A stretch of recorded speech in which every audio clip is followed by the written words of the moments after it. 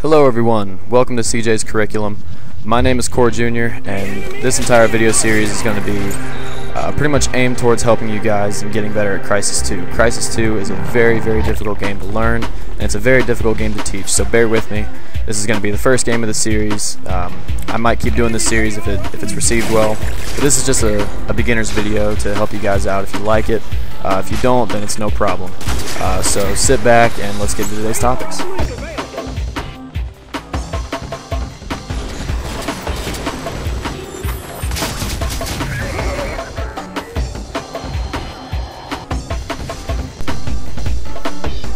First topic we're going to discuss is power. Now, power is a nanosuit ability that is active whenever you're sprinting or whenever you're jumping, as opposed to cloak and most of the time armor. This lasts a lot longer than both the other modules. This, of course, is with mobility enhance on, which you get at level 6 of your power module ability. This is a very good ability if you like to run and gun. I use this on just about all my classes. I really recommend this perk to anyone who likes to run and gun, likes to stay in stealth a lot, because it really does help in your energy conservation.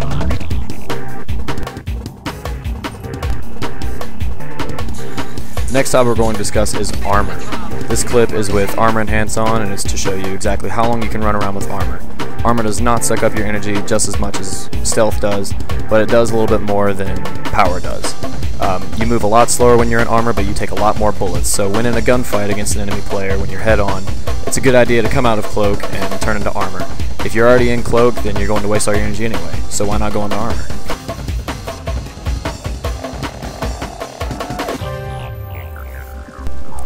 The last nanosuit ability we're going to talk about is stealth. Stealth is personally my favorite nanosuit ability because it allows me to stay hidden and allows me to get the drop on somebody, which is very essential in Crysis 2. This clip is taken with Stealth Enhance 3 on. You're not going to have this at the very beginning of the game, so it's a very good idea to not sprint very much when you're just starting out, as it will drain your energy very, very quickly. The next, and probably one of the best tips that I can give you guys, is to know the gun that you're using and know exactly how to use that gun. In this clip, I'm using the Feline submachine gun.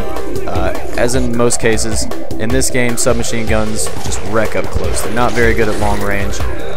They're okay at medium range, but it's best to kind of stay in close range, sort of like I am right now. At this point, I'm not playing against very good players at all because that kid's a moron. But the best way to approach playing with a submachine gun is always be mobile. In this case, I'm using Energy Transfer, I'm using Stealth Enhance 3, and I'm using Mobility Enhance 3.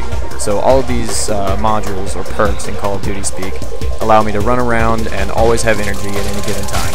So whenever I kill somebody, I get energy, which I use to run around and engage more opponents close up. As in the past 5 kills, I've been able to kill someone when they're very close range to me. So keep that in mind when you're using submachine guns, because it'll help you in the long run. For anyone who played using the tactical button layout in Call of Duty, you may have forgotten that you actually do have a melee button. And in this case, it is a lot more deadly than trying to hip fire.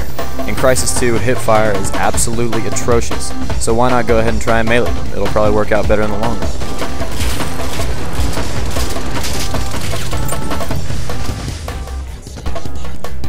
So now that we've gotten some of the basic tips out of the way, I'm going to give you some raw, uncut gameplay.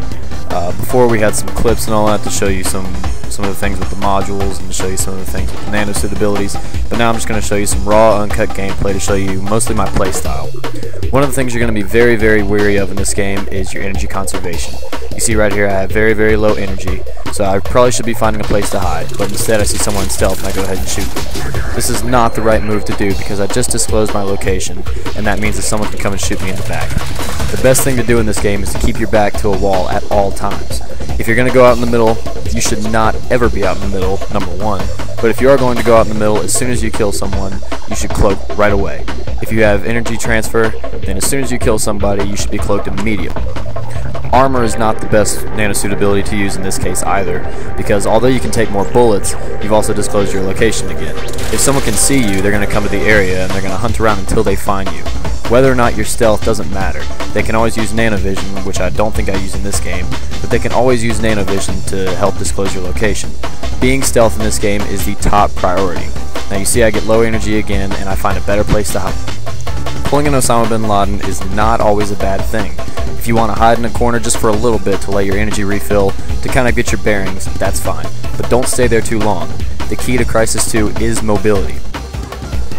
starting out on a new account, you get a couple choices for your modules.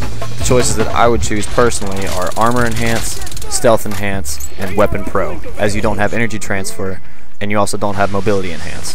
For your Stealth perk, I always choose Stealth Enhance as I feel it is by far the best. I personally am not too partial to Covert Ops or Blind Spot. I don't really need to hear other people's footsteps because you can hear them just fine in game as is. And Blind Spot you don't really need because maximum armor doesn't do too much in this game. People do pay attention to red dots, but I always have a silencer on, and most of the time I'm in cloak anyway, so they can't see me even if they know where I'm at. If someone does happen to pop on Nano Vision, well played, they outgun me. Other viable options for your armor slot, the most that I've found is Armor Enhance and Nano Recharge. Nano Recharge you just have to unlock and do that as a separate skill assessment. You don't actually have to use the perk. What that does is that allows for faster health regeneration, and later on it allows you to regenerate your energy faster.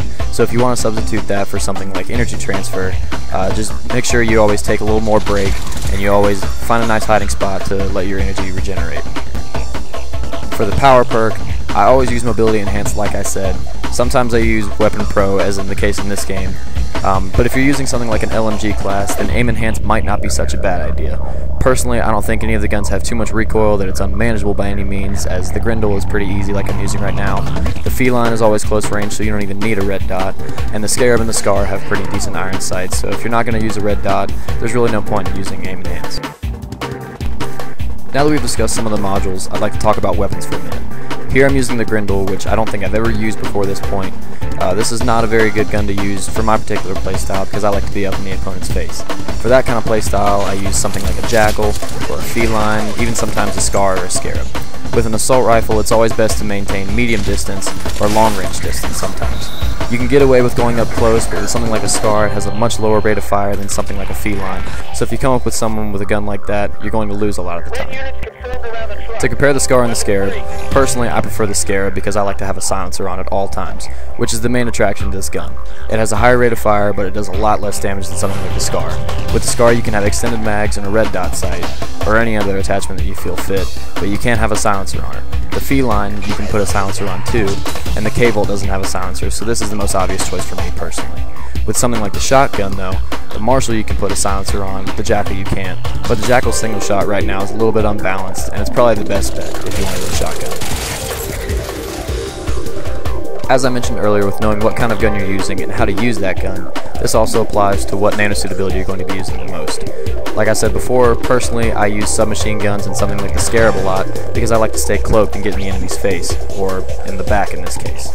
Most of the time you don't want to engage in someone head on unless you have something like a heavy machine gun.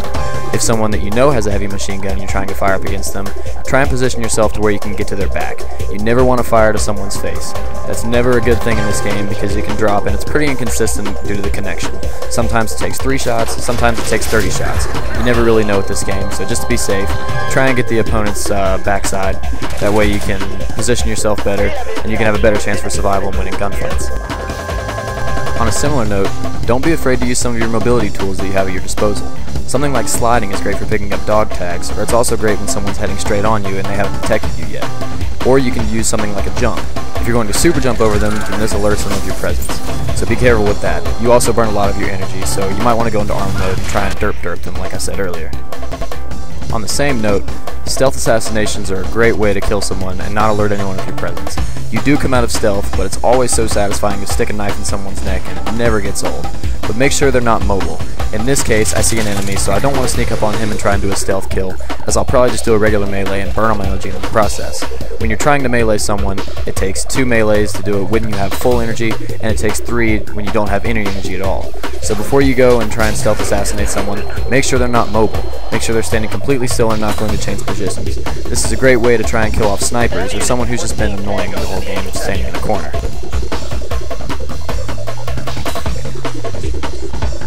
In a case like this, always engage the person who's already alerted of your presence.